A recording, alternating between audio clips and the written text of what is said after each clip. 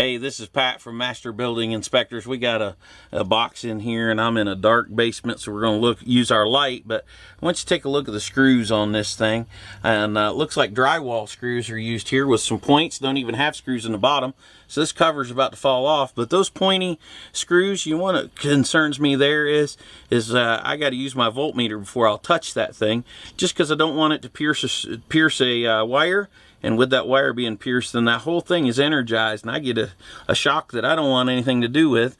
As a homeowner, you definitely don't want that either. So we need to make sure this box has proper screws, along with the opportunity to be sure that it is de-energized. Thank you much. Pat from Master Building Inspectors. Have a great day.